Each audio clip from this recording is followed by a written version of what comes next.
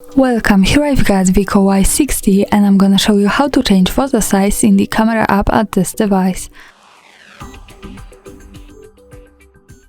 So at first we have to tap on the camera button to open it, and for now we are in the standard photo mode. From here let's go to the right corner. When we tap to this button we get access to more settings about the camera we can manage. One of this is the picture size, so let's pick it. Now we can manage this. This is connected with the quality of the photo in megapixels and the aspect ratios of the camera frame. As you can see, we are in 5 megapixels with 4 and 3. Let's move to 3 megapixels with 1 and 1. And now when we go back to the camera preview, we can see that the background has changed to the square one. Another tap to the right corner to the picture size, and let's move to 2 megapixels with 18 and 9 aspect ratio. Now when we move back to the camera, we can see that the background is the full one, the longer one.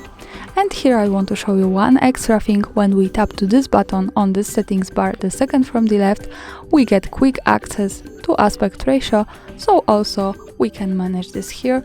And when we tap now to the right corner button to the picture size, we can see also that here it changed.